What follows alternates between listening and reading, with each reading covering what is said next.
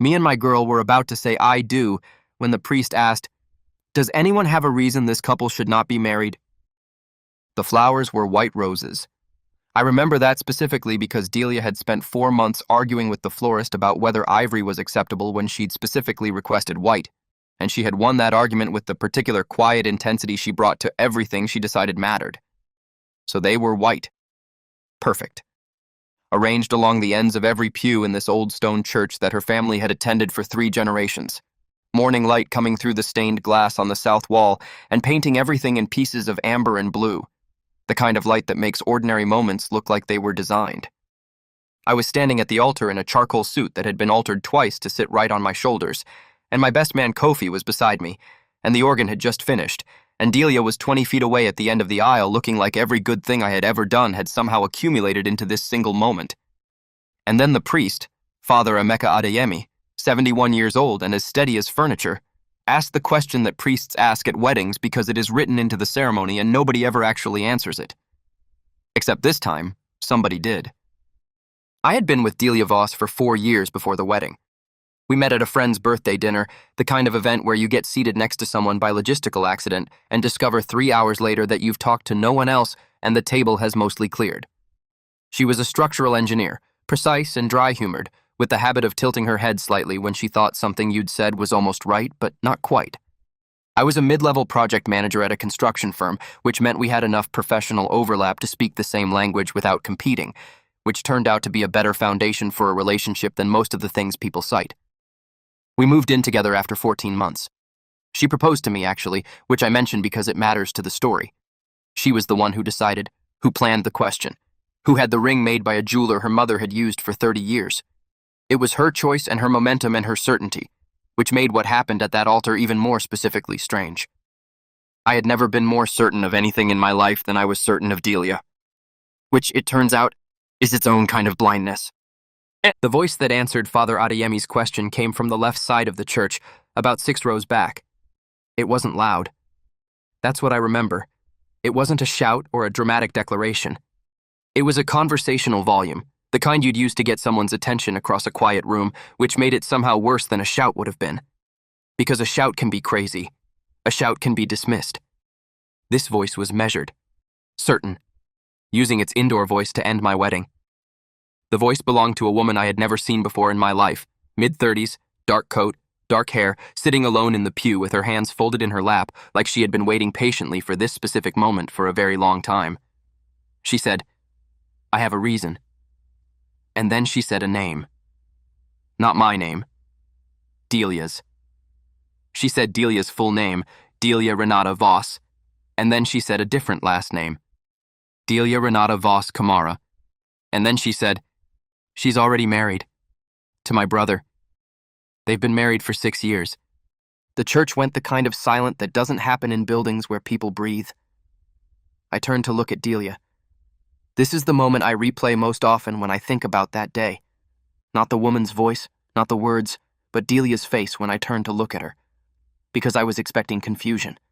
I was expecting the face of someone hearing a false accusation, the particular expression of wrongful identification, the quick movement toward denial. That's not what I saw. What I saw was Delia looking at the woman in the dark coat with an expression I had never seen on her face before in 4 years. Not shock, not indignation. Recognition. And beneath the recognition, something that looked, in that specific and terrible morning light, like resignation. Like someone who had been waiting for a door to open and was not surprised when it finally did. My hands, which had been perfectly still 30 seconds ago, started shaking inside my jacket pockets where nobody could see them. Kofi put his hand on my arm. I didn't move. What happened in the next 4 minutes has the quality of a fever dream in my memory. Not because it was chaotic, but because it was so precisely the opposite of everything a wedding ceremony is constructed to be. Father Adeyemi, to his considerable credit, kept his voice level and asked if there was documentation supporting the claim. The woman in the dark coat, who later told me her name was Priya Kamara, opened a folder she had been holding in her lap, a folder, she had come prepared with a folder, and produced a copy of a marriage certificate issued in Fulton County, Georgia, dated 6 years and 3 months before the day I was standing at that altar. The certificate listed Delia Renata Voss and one Kwame Kamara as legally married parties. Priya walked it to the front of the church with the steady pace of someone who had rehearsed this many times in private. She set it on the altar. She stepped back. She folded her hands again. I looked at the certificate. I looked at Delia. Delia was looking at the floor. Not at the certificate. Not at me. At the floor, with the white roses framing her in perfect borrowed morning light, and she was looking at the floor in the way people look at something when they are building the first sentence of an explanation they have been dreading for years. I had to ask Kofi to drive me home from the church because my hands were still shaking, and I didn't trust them on a steering wheel. We didn't talk much in the car. Kofi is the kind of friend who understands that certain situations don't need immediate commentary, and he drove in silence while I sat in the passenger seat of his Subaru in my altered charcoal suit and tried to construct a coherent account of what I had just experienced. I couldn't. The information refused to arrange itself into a narrative that made sense. 4 years. I had spent 4 years with this woman. I had met her parents, eaten Sunday dinners with her mother, argued with her about ivory versus white roses for 4 months, signed a joint lease, combined my books with her books on shared shelves. And she had been married. For the entirety of our relationship, she had been married to another man in another state, and she had never said a word. Not once. Not in a moment of closeness, or a moment of stress, or any of the 1,000 ordinary moments that constitute 4 years of a shared life. I thought about the times she had traveled for work. She was often in Atlanta. Her firm had a major project there. She went every 6 weeks for 3 or 4 days. I thought about this with a specific and horrible new clarity. Kofi pulled into my driveway, and I sat in the car for a while before I could make myself go inside. Delia called me 11 times between the church and midnight. I didn't answer any of them. I sat in the house we had lived in together for nearly 3 years, surrounded by evidence of a life we had built, and I did not answer the phone. At 11:40 p.m., she sent a text that said, "I need to explain. I know how this looks. Please give me the chance to tell you what actually happened." I read it. I put the phone face down on the kitchen table. I had a glass of water and then another glass of water. My friend Ngozi, who had been a guest at the wedding and who worked as a paralegal, called me at 12:15 a.m., and I answered because Ngozi's calls have always had a different quality, a purposefulness that made them feel like information rather than noise. She said, "I looked up the certificate. It's real. It was filed in Fulton County. I couldn't find any record of a divorce." I thanked her and hung up. Then I sat with that for a while. It was real. There was no divorce on record, which meant that at the moment Delia and I were standing in that church, she was legally married to someone else. The wedding would have been invalid regardless. We would have signed a marriage license for a ceremony with no legal standing. I didn't know whether to feel horrified by that or oddly relieved that at least there was a clean legal line somewhere in this mess. The next morning I called an attorney. Her name was Josephine Tamboli, a family law specialist with 19 years of practice whom I found through Ngozi's firm network. Josephine had the particular quality of professionals who have seen the full spectrum of human behavior and have stopped being surprised by any of it. She listened to my account with focused attention and asked 3 clarifying questions, none of which included anything that sounded like disbelief. She told me that if the Georgia marriage had never been legally dissolved, any subsequent marriage would have constituted bigamy under state law, which was a criminal offense, though prosecution was relatively rare in cases without clear fraudulent financial intent. She said the more immediately relevant question from my perspective was the nature of any shared financial entanglements, the joint lease, any shared accounts, any assets purchased together. I gave her the list. She made notes. She said she would need to pull property records and the full financial picture before she could advise me fully, but that my exposure was likely manageable given that we had maintained some financial separation throughout the relationship. She said the word manageable in a tone that suggested it was doing significant work. I left her office and sat in my car and thought about the joint account we'd opened 18 months ago to split household expenses, the $6,200 in it, and the mattress we'd bought together on credit and were still paying off. And I thought that manageable was a deeply relative concept. Priya Kamara called me on the 3rd day after the wedding that wasn't. I had been expecting this call, or something like it, because the story she had interrupted was incomplete. She had provided the fact of the marriage certificate, but not the surrounding context, and context felt important if I was going to understand what had actually happened, rather than just what I could document. I answered. She was matter-of-fact in a way that suggested she had also been sitting with this situation for a while and had moved through the emotional stages into something more functional. She told me that her brother Kwame had met Delia in Atlanta 8 years ago. They were married after 2 years together. She said the marriage had been difficult. She didn't characterize it further than that, and that Delia had left after approximately 18 months, moved north, and broken contact. Kwame had eventually filed for divorce, but the papers had been sent to an address Delia had vacated, and the service had not been completed. The divorce was never finalized because Delia had, in Priya's account, made herself effectively unfindable for the purpose of the legal proceedings. Kwame had eventually stopped pursuing it. He was now, Priya told me, living in Portland, remarried in a ceremony that was also technically invalid for the same reason, with a woman who did not know his first marriage had never legally ended. Priya had discovered all of this 3 months earlier while handling estate paperwork for their father. She had tried to contact Delia directly. Delia had not responded, so she had come to the church. I thanked her. We stayed on the phone for a moment without speaking. Then she said, "I'm sorry it had to happen that way. I wanted you to know before, not during." But she wouldn't answer my calls. I agreed to meet Delia on the 9th day, not because I had processed anything sufficiently, I hadn't, but because Josephine had advised that having a direct conversation, with a record kept on my end, would be useful if any of the financial questions became contested, and because I had reached the point where not knowing the full account was actively worse than hearing it. We met at a coffee shop 12 blocks from the house, neutral territory, and Delia arrived looking like someone who had also not slept well in 9 days, which I noted without sympathy. She sat down across from me, and she told me. She told me the full version. The marriage to Kwame had been, in her account, deeply controlling. She used that word, and then several specific examples, none of which I am going to repeat here because they belong to her in a way that the rest of this story doesn't. She said leaving had been a matter of getting out with what she had and not leaving a trail he could follow. She said she had been afraid of the divorce process, not of Kwame specifically, but of contact, of paperwork requiring response, of creating any official thread that connected her current location to her previous one. She said she had told herself she would address it eventually, when enough time had passed, and then she had met me, and then time had kept passing, and the eventually had never arrived. She said she knew this was not an adequate explanation. She said she was sorry. She said she loved me and had loved me genuinely throughout all 4 years, and that the lie of omission had felt manageable from the inside in a way she now understood it had never been, and would never have been, regardless of how the wedding had gone. I listened to all of it. I didn't say much. When she was finished, I asked one question. "Did you plan to tell me?" She was quiet for a long time. Then she said, "I wanted to." She said, "I know that's not the same as planning to." I left the coffee shop and walked for about an hour before I could organize my thoughts into anything usable.